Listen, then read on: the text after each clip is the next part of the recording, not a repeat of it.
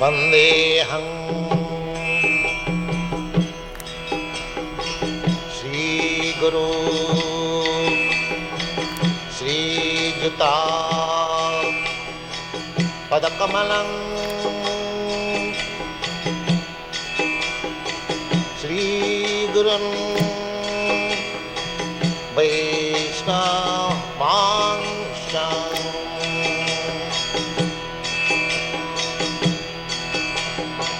श्रीरूपं चाक्रजातं सहगना रघुनाथान्वितं त्वं सजीवम्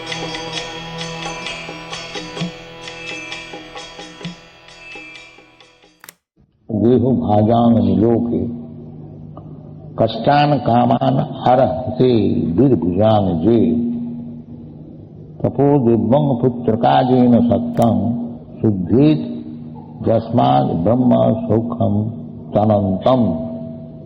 दीदी दुकान बाहर शेष है, हिंदी में बोलने वाला, हिंदी में बोले हिसाब दे उपदेश दे रहा है अपना पुत्र को। उनके 100 पुत्र थे, जिसका भी ज्येष्ठ पुत्र महाराज भरत, जिसका नाम से हमारा इस देश का नाम हुआ भारतवर्ष। खाली इस देश नहीं, सब देश, ये पृथ्वी का नाम है भारतवर्ष। तो उनका उपदेश है जो अयंग देह, ये जो शरीर है नीलों के मनुष्य समाज में सभी का शरीर है, कुत्ता का भी है, भेड़ी का भी है, सुअर का भी है, देवता का भी है, अनेक शरीर है, 84 लाख शरीर है, जिसमें कि जीव भ्रमण कर रहे हैं। तथा देहांतर प्राप्ति, एक शरीर छोड़ करके अपना कर्म का अनुसार और एक शरीर वो ग्रहण करता है। तो चैतन्य महाप्रभु बताते हैं, यही रूपे ब्रह्मांड भ्रमिते कोनो भगवान जी, गुरु कृष्ण कृपाए पाए भक्तिलता बीज। इसी प्रकार जीवात्मा भ्रमण कर रहे हैं। तथा देहांतर प्राप्त, जैसा इसी शरीर में हमारा देहांतर होता है, कि बच्चे लोग हैं इनको देहांतर होगा, ये शरीर नहीं रहेगा, बच्चा शरीर नहीं रहेगा, बालक शरीर नहीं रहेगा, युवक शरीर नहीं रहेगा, बुढ़ा शरीर भी नहीं रहेगा। तो एक शरीर का बाद जैसा और एक शरीर मिलता है, इसी प्रकार ये शरीर छोड़ करके और एक शरीर मिले, ये निश्चित है। उदाहरण भी है, अगर कोई युवक कहे कि हम बुढ़ा नहीं होना, ये संभव नहीं है, होनी पड़े, शरीर पलटने पड़ेगा। ये स्वाधीनता नहीं है कि हम युवक ही रहेंगे कि बालक ही रह जाएंगे, नहीं। भगवान बड़ा सुंदर उदाहरण दिया, देहि नस्मिन् यथा देहि कौमार यौवन जरा तथा देहांतर प्राप्ति। इसमें कोई तर्क करने का कोई अवकाश नहीं है। तथा देहांत, जैसे हम लोग देख रहे हैं, एक शरीर छोड़ करके और शरीर हम लोग ले रहे हैं, तो फिर ये शरीर जब छूट जाएगा और एक शरीर हमको लेने पड़ेगा, इसमें क्या तर्क का जरूरत। और स्वयं भगवान बोल रहे हैं। अगर कोई कहे कि ये जो बालक का शरीर छोड़ करके नौजवान का शरीर मिलता है, हम देख रहे हैं, ये तो मैं देखता नहीं, ये शरीर तो भस्मीभूत हो जाता है, जला दिया जाता है, फिर कैसा दूसरा। तो ये मूर्ख का तर्क है। शरीर जो कैसा पलटता है, जैसा बालक का शरीर युवक शरीर हुआ, किस तरह से पलटा है ये हम देखता थोड़ा ही, बाकी पलटता है। हम क्या देखता जगह जी ऐसा हो रहा है, बाकी वो आंख हमारा है नहीं। वो जो सूक्ष्म शरीर है वो जैसे रात में हम सो रहे हैं और सपना में हम एक जंगल में चला गया, तो हमारा बगल में कोई अगर सोता है, देखता है कि हम किस तरह से जंगल चला गया, बाकी असल में हम गया। ये तो सबको ही तो मालूम है। हाँ, हम जंगल में चला गया है तो अच्छा पलंग पर शरीर, और उसको छोड़ करके हम जंगल में चला गया और बाघ से मुलाकात हुआ, हम चिल्लाने लगे। हमारे बगल में कोई सोया है, वो बोलते क्यों चिल्ला रहा है? नहीं, बाघ है, बाघ। कहाँ बाघ है? हम कहे नहीं, बाकी है, वो देखता नहीं। इसी प्रकार ये सूक्ष्म शरीर इस तरह से हमको और एक शरीर में ले जाता है, ये मूर्ख लोग देखता नहीं। पश्यन्ति ज्ञान चक्षुषा, भगवद गीता में जिसका ज्ञान है वो देखता है। इसलिए कहते धीर सतन नियति, जो धीर है, ज्ञानी है, आगे बढ़ेंगे, उसको लिए कुछ मुश्किल नहीं है ये समझना। तथा देहांतर प्राप्त, मूर्ख है, जानता नहीं, सत्संग नहीं किया है, साधु का बात सुना नहीं, अपना मन माफिक सोचता है, ऐसा मूर्ख के लिए मुश्किल है। बाकी जो ज्ञान चक्षु है उसके लिए कोई मुश्किल नहीं, वो जानता है। धीर सत्संग और किधर गया वो व्यक्ति, वो भी ज्ञान चक्षु से दर्शन होता है कि शास्त्र में शास्त्र चक्षुष्यात्, शास्त्र का दरिया से भाया मीडिया, शास्त्र से देखना चाहिए।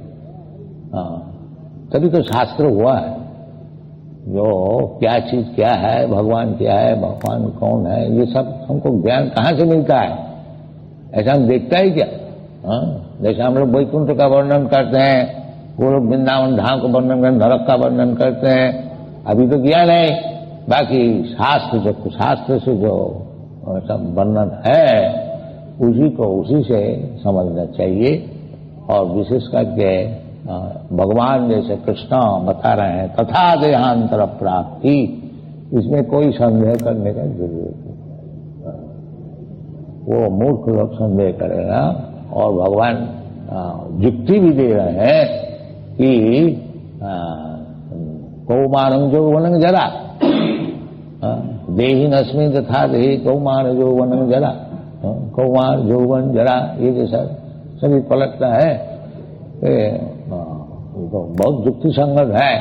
तो ये शरीर और भी भगवान समझ रहे हैं, न हन्नते हन्नमाने शरीर नित्य शाश्वतयं, ये सब बता रहे हैं। इसको हमको समझना चाहिए शास्त्र का अनुसार, भगवत वाणी के अनुसार हमको समझना चाहिए, तब मालूम होगा कि हाँ ठीक है। ऊर्ध्वं गच्छन्ति सत्त्वस्वा, ये सब ऊर्ध्व लोग है, सर्वलोक है। जो लोग सात्विक जीवन यापन किया है उनको ऊर्ध्वलोक में स्थान मिलता है, और जो न उन्नति किया न अवधति किया उसके लिए यही रहना है। और अधोगच्छन्ति तामसा जघन्य गुणवृत्तिश्च, और जीवन केवल जघन्य वृत्ति से, वह पाप वृत्ति से, मांस खाना, शराब पीना और ये सब गुदभसन, उसको अधोगच्छन्ति, वो अधोलोक में जाता है, नरक में जाता है, पशु जन्म मिलता है, गरीब जन्म मिलता है, ये सब शास्त्र में है। तो उसको अनुसार हमको काम करना चाहिए, तभी तो मनुष्य जीवन है। वही कुत्ता भरी गए ऐसे खाया पिया, बच्चा पैदा किया, मर गया, ये तो कुत्ता का जीवन।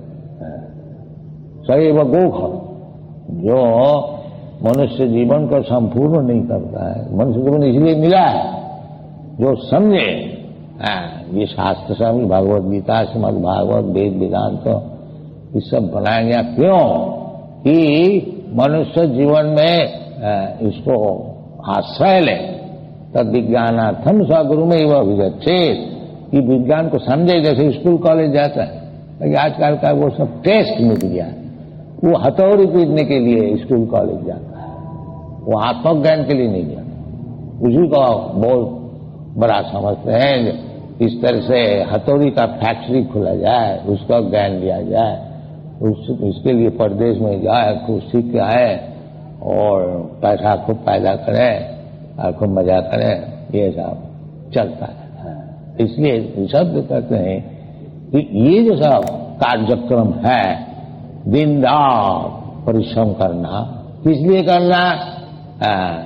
केवल काम नायंग देहो देह वाजांग निलोके कष्टान कामान रहती। इतना कष्ट करके और केवल इंद्रिय तर्पण करना, ये तो सुअर करता है, इसलिए सुअर का नाम लिया। जो ये जो परिश्रम इतना दिन रात आप लोग देखिएगा, सुअर कलकत्ता में तो है नहीं, कहीं कहीं होगा, गांव में है, अब देखिएगा सुअर दिन भर रात भर घूमता फिरता परिश्रम, इसलिए कहा गू है। वही बात हुआ, गुड़ का खाद्य द्रव्य है, उसके लिए दिन रात परिश्रम करते हैं। और हम लोग का जो खाद्य द्रव्य है गुड़ नहीं था और कुछ है, गुड़ भरने वाला है, ऐसी चीज के लिए हम लोग परिश्रम करते। जो खाएंगे हलवा पूरी तो भी गुड़ बन जाएगा। तो सुअर जो है गुड़ भरने से खाता है और हम गुड़ बनाने के लिए खाते हैं, उसमें क्या फर्क है? वो अगर कोई कहे हम तो लुची पूरी खाते हैं, तो लुची पूरी तो गुड़ बनेगा, उसके बाद सुअर खाएगा।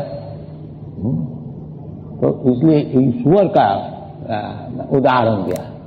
अयंग देह, ये जो शरीर मिला है, ये शरीर ना अयंग देह नीलोके मनुष्य समाज में कष्टान कामान चाहिए हमको।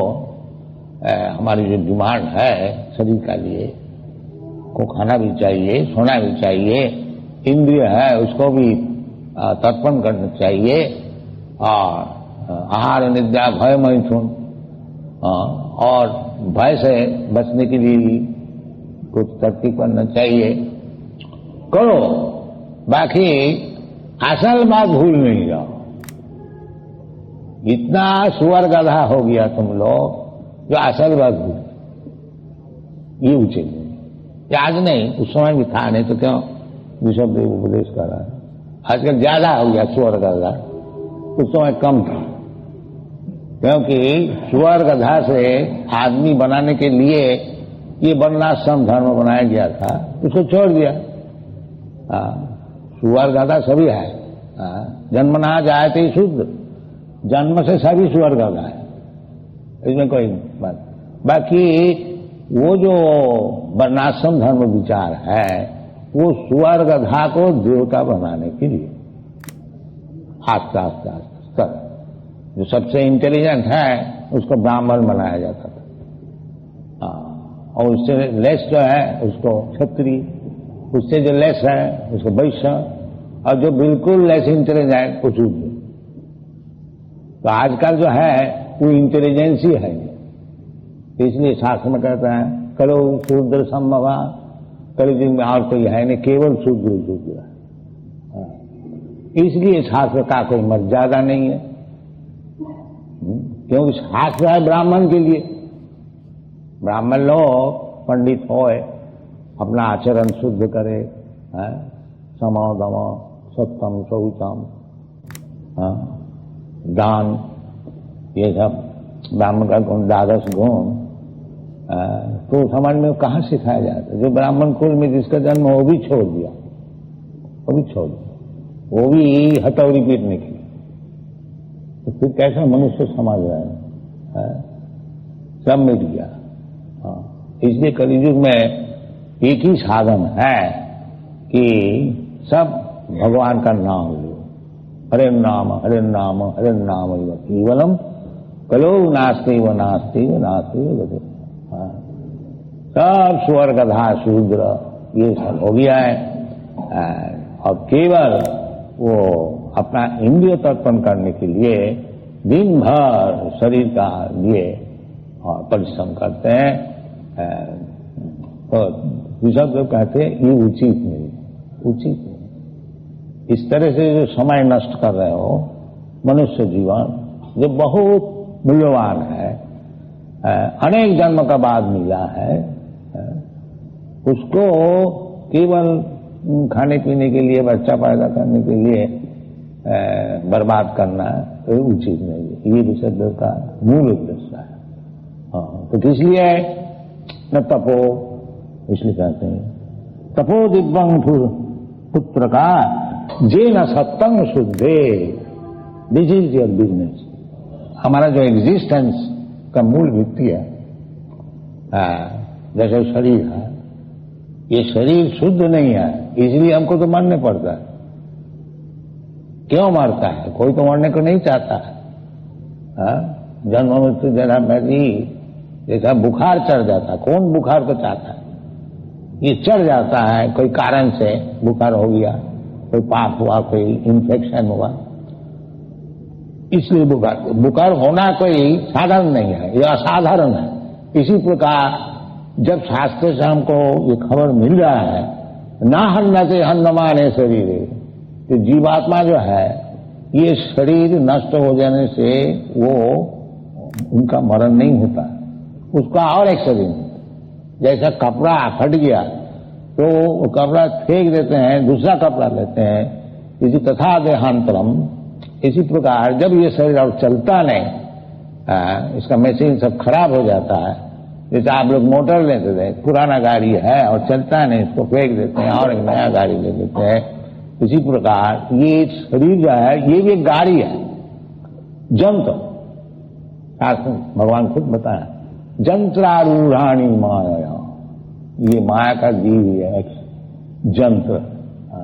ईश्वर सर्वभूताना हृदेशे अर्जुन तिष्ठति, रामायण सर्वभूतानि जंत्रारूढ़ाणी माया। ये श्लोक बड़ा इंपॉर्टेंट है, इसको अच्छी तरह से आप लोग समझिए। ये भगवान सबके शरीर का, भगवान भी है, मैं भी, दो शरीर आत्मा है, जीवात्मा और परमात्मा। ये भगवान बताया है भगवद गीता कि क्षेत्रज्ञं च विमान विद्धि सर्व क्षेत्रेषु भारत। क्षेत्र और क्षेत्रज्ञ, ये शरीर है क्षेत्र, जमीन, और जैसे जमीन होता है और जमीन का कोई किसान भी होता है, दोनों मिलकर के एक फल को उत्पादन करते हैं जिसका हम लोग भोजन करते हैं। इसी प्रकार ये जो शरीर है, ये शरीर से हम लोग काम लेते हैं, हम लोग जीवात्मा, और उसको जो फल है उसको फिर भोगते हैं, कर्मणा दैवेन स्त्रीण। तो भगवान भी उसका पीछा, तो भगवान कहते हैं जो ये जो शरीर का मालिक एक जीवात्मा है, इसको भी क्षेत्रज्ञ कहा जाता है, और भी एक क्षेत्रज्ञ है, वो मैं हूं। क्षेत्रज्ञ च इमान विद्धि सर्व क्षेत्रेषु भारत। जैसे जीवात्मा है वो अपना शरीर का ही खबर रखता है, हम आप लोग जैसा है, हमारा जो सुख दुख है शरीर में मैं बोल सकता हूं, आपका सुख दुख जो है वो आप बोल सकते हैं। बाकी भगवान जो है सर्व क्षेत्र से, भगवान सबका सुख दुख जानता है, हमारा भी जानता है, आपको भी जानता है। तो दो है, जो लोग मूर्ख लोग कहते हैं कि जीवात्मा परमात्मा एक है, उसको ज्ञान ठीक नहीं। जीवात्मा अलग और परमात्मा अलग, इसलिए भगवान कहते चौ का अर्थ होता है एवं और। बात भी यही है, हम देखिए अगर परमात्मा होता तो आपका शरीर का सुख दुख हमको मालूम होता, और आप अगर परमात्मा होते हैं तो हमारा सुख दुख आपको मालूम नहीं है, बाकी भगवान को मालूम है, तभी तो हम लोग भगवान को मानते हैं। सर्व क्षेत्रेषु भारत, तो जीवात्मा परमात्मा दो, और एक भगवान कहते कि ईश्वर सर्वभूतानां हृदेशे अर्जुन तिष्ठति।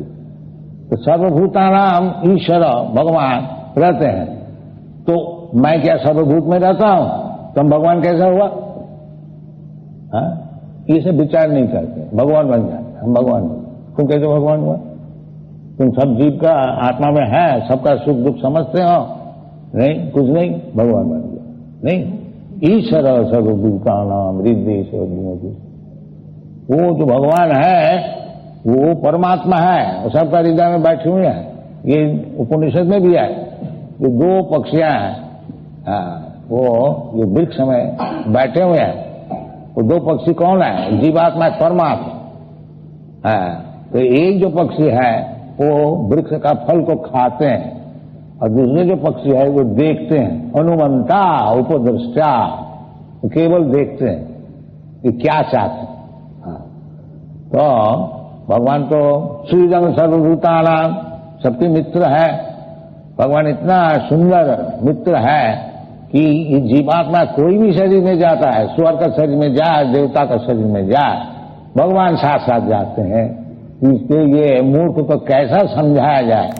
ये जो देहांतर प्राप्ति केवल करते हैं, दुख भोगता है, सुख भोगता है, इसी प्रकार इस दुनिया में भ्रमण करते हैं, किस तरह से इसको ज्ञान दिया जाए? जो मूर्ख है ये सब छोड़, गधा ये सब छोड़, मूढ़ा गधा छोड़, यदि सुखी होने को चाहते। क्यों ऐसा फिरता है, भटकते हैं, एक शरीर छोड़ के एक शरीर, तथा देहांतर प्राप्त। ये मूर्ख को समझाने के लिए भगवान आते हैं। क्योंकि हमारा इतना बड़ा मूर्ख हम लोग है कि भगवान समझाने से भी हम लोग इतना बड़ा मूर्ख है। इसलिए भगवान कहते हैं नमाग दुष्कित न मूढ़ा प्रबद्धन्ते नराधम। जो एकदम नराधम है, सबसे नीच है मनुष्य समाज में, ये सब समझता नहीं। तो जो समझता नहीं, भगवान भगवद गीता और अनशन बकते हैं कि भगवान काला है, भगवान तो कौन, ये सब कुछ जानता नहीं। मूर्ख लोग समाज का बड़ा दुर्दैव है, जैसे मूर्ख लोग सब प्रचारक हुआ है। भगवान को छोड़ के अनशन सब बकते। तो इसलिए भगवान कहते हैं जो हमारा विषय नहीं जानता, जाने तभी तो प्रपत्ति करे, प्रपद्यन्ते। जो जानता है कि जैसे भगवद गीता में बता रहे, बहुनाम जन्मनाम अंते ज्ञानवान मांग प्रबद्धते। जो भगवान का चरण में आत्मसमर्पण कौन कर देता है?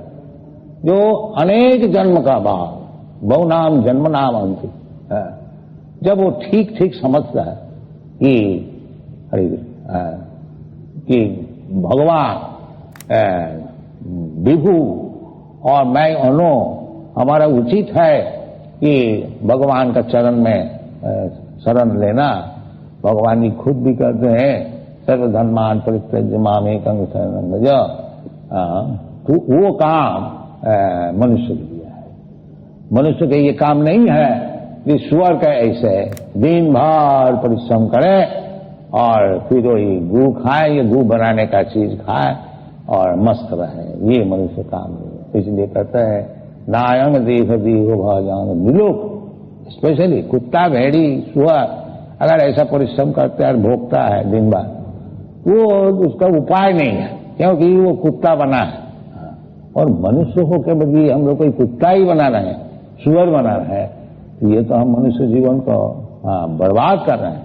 ये समझा रहे हैं कि नायंग देह देहो भाजांग निलो। देव भाजा, देव भाजांग का अर्थ होता है जो भी ये भौतिक शरीर ग्रहण किया, भूमिरा पहना बात। ये जड़ शरीर जो है, ये भूमि अपहरण वायु, मट्टी है, जल है और अग्नि है, वायु है और आकाश है, ये जड़ है। और इसका भी सूक्ष्म शरीर है, मन बुद्धि अहंकार, और वो सूक्ष्म शरीर जो धारण करते हैं वो जीवन है। ताकि कोई तो फंस जाते हैं ये जड़ शरीर में और कोई फंस जाते हैं वो सूक्ष्म शरीर में। और असल जो शरीर है उसको कोई जानता नहीं। मूढ़ा ना भी जाना थी मामी परम। इसलिए उसको किस तरह से आदमी समझ सकता है, तो उसके लिए विशद बताते हैं तपसा ब्रह्मचर्येन जमेन नियमेन वा त्यागेन सत्य शौचभ्याम। और एक जगह में भगवान गोस्वामी, सुखदेव गोस्वामी महाराज चरित्र, ये एक प्रोसेस है। कुत्ता भेड़ी का ऐसे रहने से कुछ ज्ञान नहीं मिलेगा। और तपस्या करने से, तपस्या, ब्रह्मचर्य और ट्रूथफुलनेस, सत्य, शौचम, क्लीनलीनेस, शुचि, इसीलिए ब्राह्मण का नाम है शुचि। और जो ब्राह्मण नहीं है वो मुचि, शुचि और मुचि। तो मुचि कौन है? जो भगवान का संपर्क छोड़ दिया वो मुचि है। खाली चमड़े का मुचि एक्सपर्ट होता है, चमड़ा समझता है, ये गाय का चमड़ा है, ये भैंस का चमड़ा है, ये छाग का चमड़ा। तो जो चमड़े में बद्ध हो गया, ये चमड़ा इंडियन है, ये चमड़ा अमेरिकन है, ये चमड़ा हिंदू है, ये चमड़ा मुस्लिम है, वो मुचि रहेगी, शुचि नहीं। शुचि तो तब होगा जब वो समझेगा अहं ब्रह्मास्मि, हम तो ब्रह्म वस्तु है, आत्म वस्तु है, परमात्मा का अंश है, तब वो ब्राह्मण होगा। ब्रह्म जानाति इति ब्राह्मण, जो ब्राह्मण को समझता है, ब्रह्म ज्ञान जिसको लाभ हुआ है, वो ब्राह्मण है। जो शरीर से अपने को आइडेंटिफाई करता है, वो तो चमड़ा का एक्सपर्ट हो गया, मुची हो गया। मुची का माने टैनरी एक्सपर्ट। हम लोग मुची बोलते हैं, आजकल का अच्छा लैंग्वेज में बोलता है टैनरी एक्सपर्ट। टैनरी एक्सपर्ट बोले क्या काम करते हो? हम टैनरी एक्सपर्ट। तो बहुत भारी पोस्ट है। और नहीं तो क्या है? मुची है। तो मुची बोलने से हो तो बिगड़ जाएगा। और टैनरी एक्सपर्ट है, 4000 रुपया तनख्वाह मिलता है, बस ठीक है, गण्यमान्य है, ये सब चलता है। तो ये शब्द कहते हैं कि वो टैनरी एक्सपर्ट नहीं रहा, तपस्या करे, वो ब्राह्मण का काम।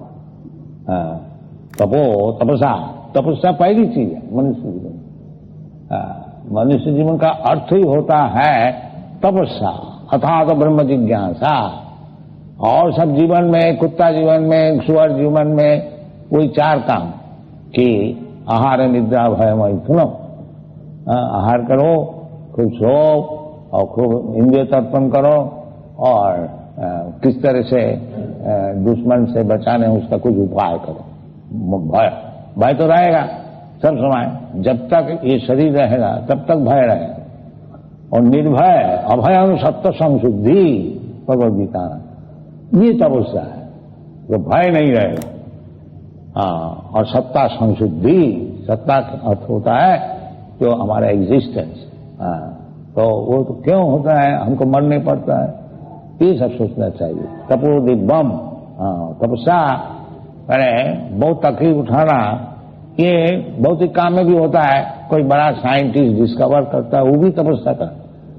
वो बिना तपस्या से कोई नाम ज्यादा साइंटिस्ट और कुछ डिस्कवर बहुत करते हैं।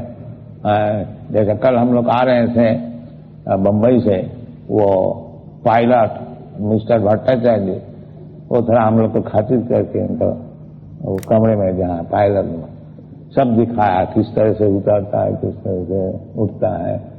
बड़ा इंटरेस्टिंग। तो ये सब जो इलेक्ट्रॉनिक मेथड सब है, एक बटन टिप दे दो, सब बटन है, ये भी तपस्या है।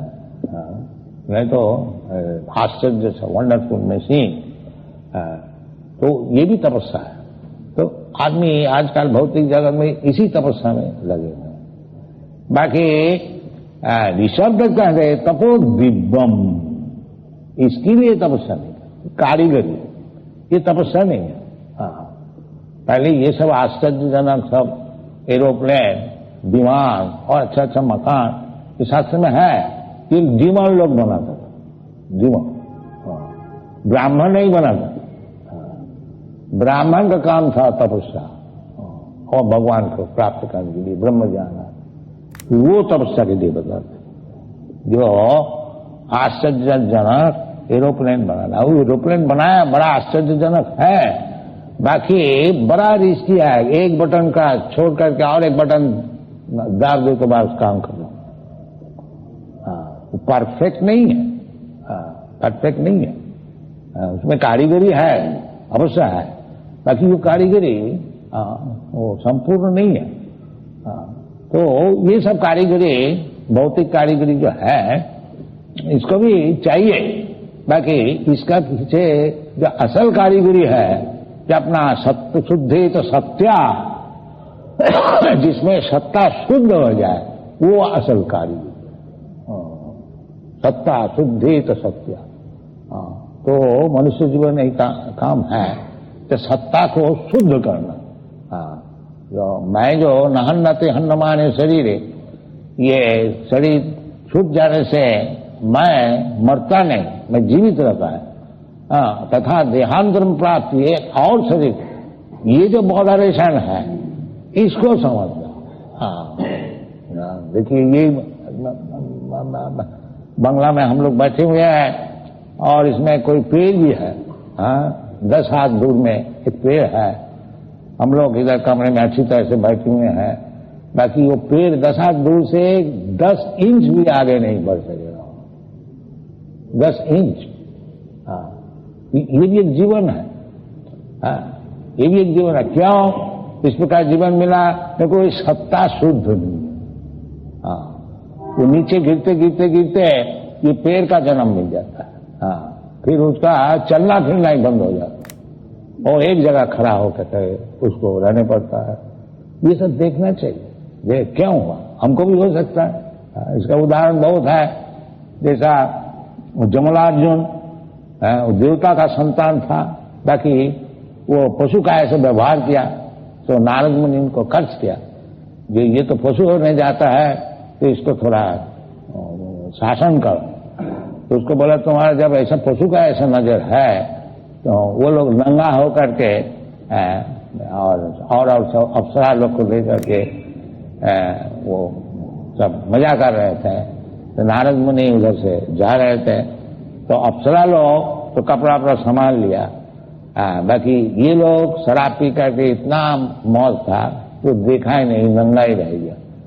तो नारद मुनि देखा इतना बड़ा मूर्ख हो गया, देवता का घर में जन्म होते हुए भी, तो इसको कुछ शासन करना चाहिए। तो उसको अभिशाप दिया कि तुम वृक्ष जो निकाल, तो नंगा होकर के रास्ता में खड़ा रहो, कोई भी देखे कुछ लज्जा नहीं। तो वृक्ष जो नहीं मिलता है, जो बिल्कुल लज्जाहीन हो जाता है, उसको वृक्ष जो नहीं होता है। तो ये सब शास्त्र में है, इसका हमको समझना चाहिए कि हम लज्जाहीन हो जाए और शुद्ध नहीं रहे और आगे बढ़ने के लिए कोशिश नहीं करें, इसके लिए तपस्या नहीं करें, जैसा कुत्ता भेड़ी है इस प्रकार रह जाए, तो फिर हमारा मनुष्य जीवन मिलने से क्या लाभ, ये समझना चाहिए। इसलिए विशद देवता है कि तपस्या का, ये तपस्या है, यही मनुष्य जीवन है। पहले ही हमारा ब्रह्मचारी बनाया जाए, तपस्या है। बच्चेपन से कौमारो मासरे प्राग्ञ धर्मान भागवता, ये सब कहाँ सिखाया जाता है? तो शास्त्र में है कि बच्चे से ही ब्रह्मचारी से उसको सिखाया जाए। ब्रह्मचारी गुरुकुले वसंतांत, गुरुकुल में वास करने का क्या था, उसको दांत बनाया जाए।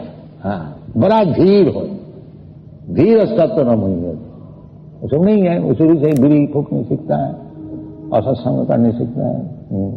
तो इसलिए तपस्या तो कलियुग में बहुत गंभीर कठिन तपस्या संभव है, क्योंकि वो युग ही अलग हो गया।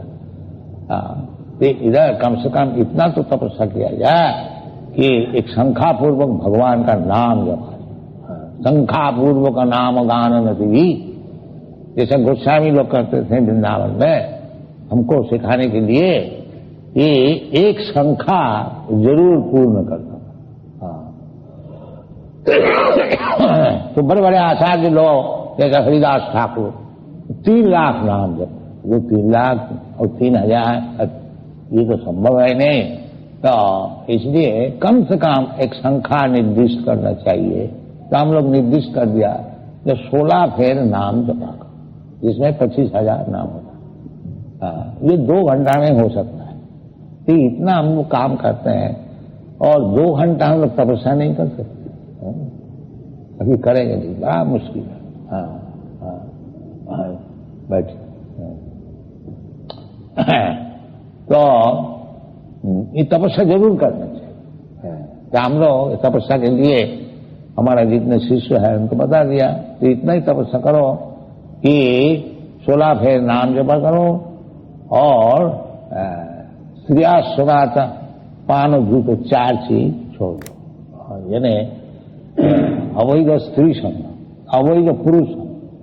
आजकल का स्त्री पुरुष का जब विचार नहीं होता है तो वो नहीं होनी चाहिए। विवाहित होकर के स्त्री पुरुष अच्छी तरह से रहो।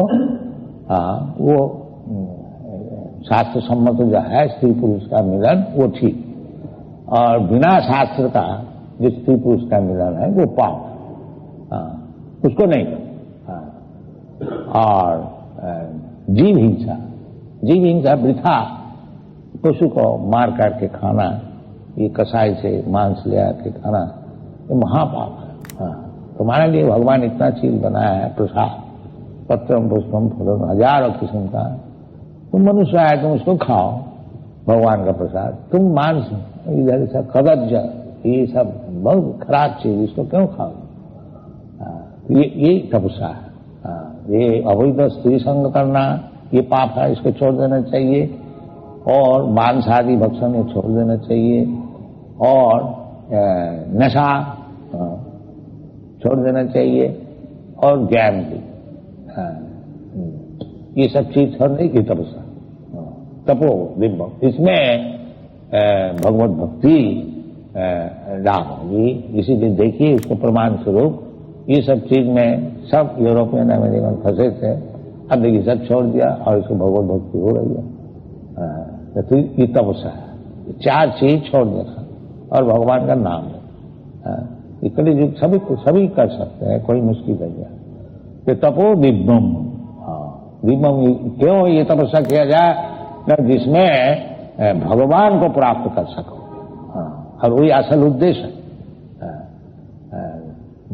और भगवान को वही प्राप्त कर सकेंगे जो कि बिल्कुल शुद्ध हो गया तपस्या से, नहीं तो नहीं मिल सकेगा। जीशाम अंतगतम पापम जनानां पुण्य कर्माणा ते दंड महो निर्मुक्त भजंती मांग जगम। भगवत भजन दृढ़व्रत होकर के इसी जीवन में भगवत भजन करके हम भगवान को प्राप्त करेंगे। व्यक्ति हो तो उसके लिए थोड़ा तपस्या कीजिए। केवल कुत्ता भेड़ी के ऐसे खाना पीना मजा करना और लंफन झंपन करना, उसमें तो कुछ होगा नहीं, क्योंकि प्रकृति का शासन में है। प्रकृति क्यों माना नहीं, लंफन झंपन करने से लाभ क्या होगा? वो कुत्ता का ऐसा ही लंफन झंपन होगा, उसमें लाभ कुछ नहीं होगा, क्योंकि तुम प्रकृति का शासन में।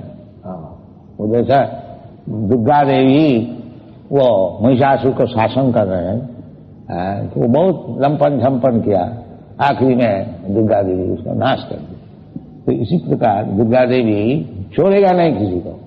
ये नहीं समझो कि वो असुर का केवल शासन किया था, हमको नहीं करेंगे, ये भूल है। जो असुर होगा, असुर का अर्थ क्या होता है? जो भगवान का मानता है वो असुर है। जो असुर होगा दुर्गा देवी उसको खत्म कर देगा। ये समझना चाहिए। इसलिए मनुष्य जीवन में तपस्या करनी चाहिए। तपो दिव्यम, दिव्यम दिव्यम दैव दिव्यम, भगवान के लिए। तो कलियुग बड़ा सरल है भगवान को प्राप्त करने के लिए। जैसा प्रतीत है हम लोग, ऐसे ही भगवान कृपा करके सरल उपाय भी बता। कोई जो वन में जंगल में जाकर के तपस्या करने को नहीं होगा। आप जहां हैं वहीं रहिए। स्थाने स्थिता श्रुतिगता तनुमागमनो भी, अपना स्थान में रहिए। कोई गृहस्थाश्रम से संन्यास लेने पड़ेगा ऐसी कोई बात नहीं है। केवल सुनिए भगवान की बात। इसलिए हम लोग सेंटर खोलते हैं कि आप लोग कृपा करके आएंगे और ये भगवत गीता भगवत को सुनिएगा। सुनते सुनते सुनते श्रवणम कीर्तनम विष्णु, फिर चेत दर्पण मार्जनम, चित्त दर्पण मार्जित हो जाएगा। आस्ते आस्ते सब चीज मन हो जाएगा। यही हम लोग का आपसे लोग से निवेदन है। जो इधर आइए और जहां तक है सुनिए, और नहीं तो घर में ही सुनिए, सुनिए जरूर भगवत गीता जैसे बताए हैं, और उसका अनशन अर्थ करके सबको सर्वनाश ना कीजिए, उपकार कीजिए। भगवान जो बोला है वो सब ठीक है, उसमें इधर उधर बात करके आदमी को भड़काना ये उचित नहीं। ये महापापी होते हैं, ये इंटरप्रिटेशन करके अपना भी सर्वनाश करते हैं, दूसरे को भी करते हैं। ये नहीं करनी चाहिए। जैसा भगवत, इसलिए हम लोग Bhagavad Gita as it is, no interpretation, जैसे भगवान बताया मन मना भगो मन भो, बस भगवान बोलता है सब सुना हमारा चिंतन करो, बस हम लोग बोलते हैं करो चिंतन। हमको इंटरप्रिटेशन करने की क्या जरूरत है? ये महामूर्खता। ये सब छोड़ दीजिए बदमाशी, और जैसे भगवान बताते हैं ऐसा कीजिए तो आपका जीवन सफल हो। Thank you very much. हाकिम जी जैसे बताया कि इसको देख करके कृष्ण नाम उदय होता है, वो परम कृष्ण है। तो एक दफे मैं लंदन से अफ्रीका में जा रहा और रात 12 बजे तो प्लेन एथेंस में उतरा, तो 45 मिनट वहां रोकना था, इसलिए हम लोग सब उतर के विश्राम घर में गया। तो जैसा हम लोग को देखा 3-4 आदमी हम लोग थे, उधर कई इतना जवाब हरे कृष्ण। वो रात 12 बजे और एथेंस एयरपोर्ट, ये तो आप जैसे कहते हैं हम लोग सारा दुनिया में हरे कृष्ण की बोल के परिचित हैं। हम लोग देखने से ही सब हरे कृष्ण बोलते हैं, ये हम नहीं, हमारा साथ ये जाते हैं। और कभी कभी कागज में सब कार्टून निकलता है। एक कार्टून निकला था, एक बुढ़िया उनका हस्बैंड को जब दिल से बोल रही है चांद चांद चांद, and the old man is idle. वो बुढ़ा जो कहते वो कहते कांत कांत कांत, बुढ़िया तो कहती है चांद चांद चांद, वो कहती है कांत कांत कांत। तो यही परिस्थिति है और ज्यादा फालतू होने लगा। तो आप लोग को धन्यवाद। ये सब परदेशी भक्त लोग इधर बहुत खर्च करके आए हैं। ये एक टिकट लगता है कम से कम 10,000 रुपया। ये 400-500 गया है, हजारों करोड़ रुपया गवर्नमेंट का आमदनी होती है, और इसमें गवर्नमेंट का कोई नुकसान नहीं है। लोग आते हैं तब भी ये दुर्भाग्य है जो इनको वीजा थोड़ा खत्म हो जाने के लिए चलो बहुत बाधा है। जिंदगी भगवत भक्ति आकृति होता तो इसमें तक फिर लौट जाने पड़ता है, फिर आने पड़ता है, पहले 10,000 रुपये लगेगा। तो आप लोग सब कृपा कीजिए जो परदेश से जिनका मन में आने शुरू किया है और आए हैं, जिनको सब जिस तरह से हर तरह से सुविधा है, ये सब आप लोग को उचित है। वृंदावन वासी आप लोग जय जय वृंदावन वासी जब होगा तो हमारा तो ये साधारण नीति बात है कि गृह शत्रु पापम विश्वतम मकुटुब है। गृह में हमारा घर में अगर कोई दुश्मन भी आ उसको भी खातिर करना चाहिए ऐसी तरह से कि वो भूल जाएगा इसका दुश्मन। ये हमारी नीति में। और वृंदावन में आए और आप लोग जब ये घृणा करें ये जवन है, वृक्ष है, वो है, इसका छूने से हम लोग खाएंगे, इसमें कैसे काम बचे। इसको थोड़ा इतना ही आप लोग से निवेदन है कि आप लोग इस परिस्थिति को उत्पादन कीजिए। ये वैष्णव जाति बुद्धि, नारकी बुद्धि ये छोड़, हाँ ये नारकी बुद्धि आप लोग छोड़ दीजिए, इतना ही आप लोग से मिलता है। और वैष्णव अच्छे साधु पुरुषों धर्म की वैष्णवी जाति, ये जो भगवान की मूर्ति दर्शन करके आते हैं हजारों से, जब कोई जाते पत्थर का बना हुआ है तो पत्थर कैसे लगा है? इतना खर्च करके इधर आकर कोई पूछे अभी कौन पत्थर से ईश्वर कृष्ण का मूर्ति बनाया गया? अरे देखो भी पत्थर देखने क्यों है इतना खर्च कर? ये ऐसी बेकूफी नहीं होनी चाहिए कि वैष्णव जाति। चैतन्य महाप्रभु खुद कहते हैं जय भज शैव अभक्त छा कृष्ण भजन देना की जाति पूरा दिन। कृष्ण भजन में जाति कोई का विचार नहीं है। और स्वयं भगवान कहते हैं मान ही बात करो भगवान सिद्धिया जे किसी बात सिर्फ आपको कहा थी तो जो परागति जाने वाला है जो मिलेशन है जवन में तो आप लोग से इतना ही निवेदन है कि वातावरण जिस तरह से शुद्ध रह गया वैष्णव जाति मूर्ति नारद मूर्ति आदि सब छोड़ दें और ये सब आए आपके पास सीखने के लिए इसको सिखाइए इसको पढ़ाइए। इतना ही आप लोग से निवेदन है। टाइम नहीं अब आरती होने वाला। आपको सब धन्यवाद। Thank you.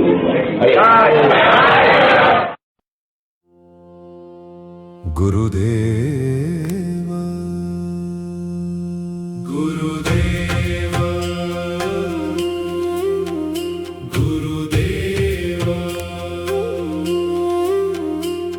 कृपा बिंदु दिया करो ऐ दासे तृणापेक्षा तिहीन सकल सहने बल दिया कर निज माने स्पृहीन सकले सम्मान करिते शक्ति देहनाथ यथायथ तबे तो गाइबो हरि नाम सुखे अपराध हबे हत कबे हेन कृपा लभियाए जन कृतार्थ हईबे नाथ शक्ति बुद्धिहीन आमी अति दीन कर मोरे आत्मसात योग्यता विचार